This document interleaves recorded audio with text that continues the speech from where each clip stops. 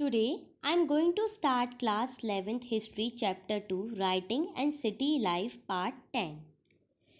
In your NCERT book page number 43 in yellow box it is written the palace of Mari of King Zimrilin 1810-1760 BCE. तो आइए अब हम इस block को भी पढ़ते हैं, ये भी बहुत इम्पॉर्टेंट है. The great palace of Mari was the residence of a royal family, the hub of administration and a place of production. मारी का विशाल राजमहल वहाँ के शाही परिवार का निवास स्थान था. साथ ही वह प्रशासन और उत्पादन, विशेष रूप से कीमती धातुएं और आभूषण का निर्माण का एक मुख्य केंद्र था. It was so famous at that time that a minor king came from North Syria just to see it. अपना अधिक प्रसिद्ध था कि उसे देखने के लिए उत्तरी सीरिया से एक छोटे राजा आए. Carrying him with a letter of introduction from a royal friend of King of Mari, Zimrilin. Daily list revealed that huge quantities of food were presented each day for the king table. तो जब ये राजा यहाँ आए तो वह अपने साथ मारी के राजा जिम्रलिन के नाम उनके एक अन्य राजा का परिचय पत्र लेकर भी वहाँ आए. तो दैनिक सूचियों से यह पता चलता है कि भोजन में भारी मात्रा में हम कह सकते हैं कि wheat, atta, roti, flour, bread, meat, fish, fruit, beer and wine.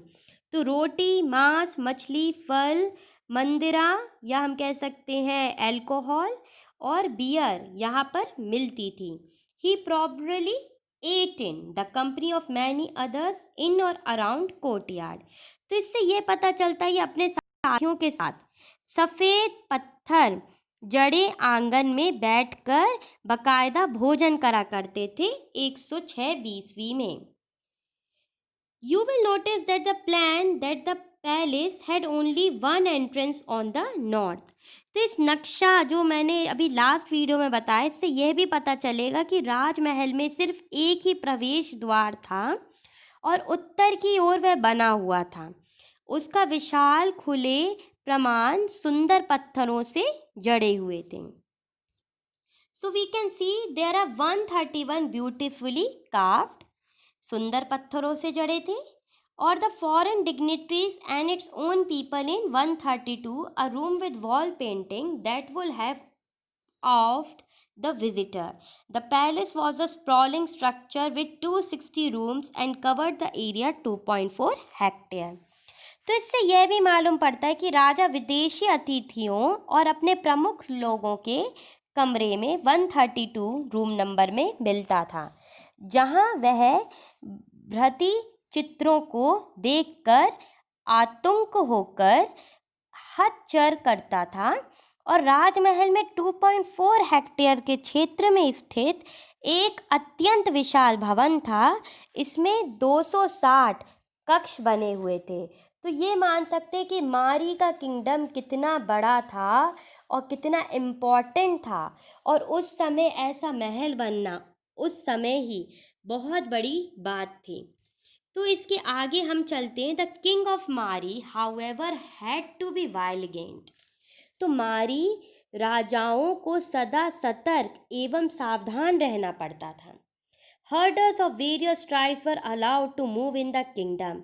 विभिन्न जनजातियों के चरहावे हर्डर्स जो घूमते थे वो राजा के चलने फिरने में राजा की इजाज़त जरूर लेते थे जब भी वहाँ से निकलते थे.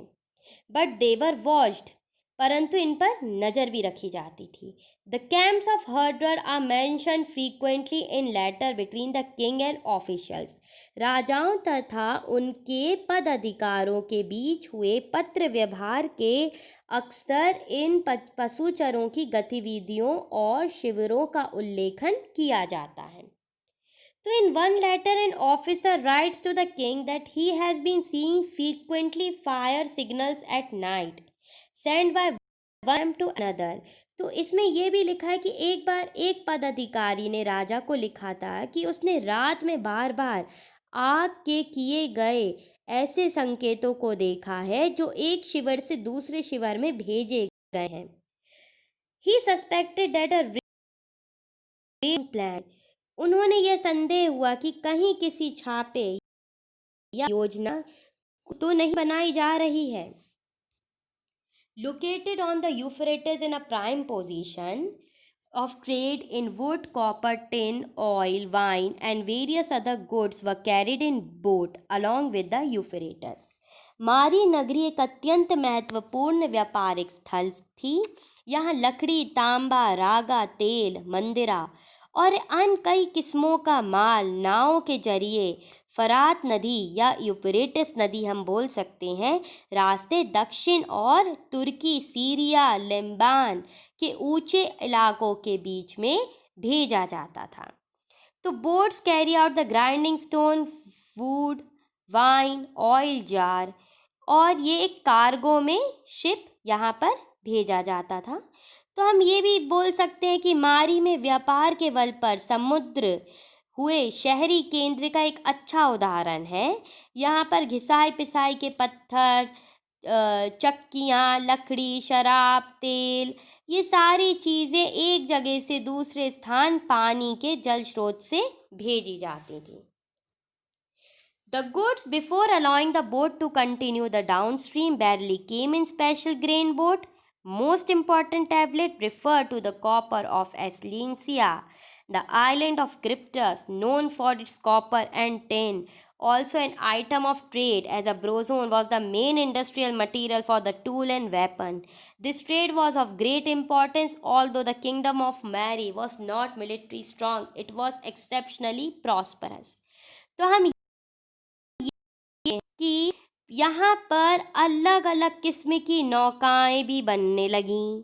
सबसे महत्वपूर्ण बात यह थी कि कुछ टैबलेट्सों में यहाँ पर पाया जाता है अलेशिया लैंग्वेज में और तांबे के उल्लेख में लिखा हुआ है। यहाँ दीप दिनों तांबे तथा टीन का व्यापार मशहूर हो गया था, परंतु यहाँ रंगे भी व्यापार होते थे, क्योंकि कांसा और औजार और हथियार बनाने के लिए एक मुख्य औद्योगिक सामग्री थी, इसलिए इसके व्यापार का बहुत महत्व था। इस प्रकार यद्यपि मारी राज्य सैनिक दृष्टि से उतना सबल नहीं था, परंतु और समृद्धि के मामले में यह अत्यधिक था।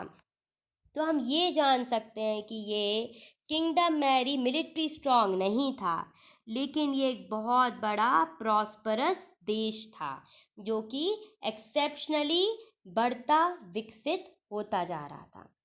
So now we can see the excavating Mesopotamian town in our next part.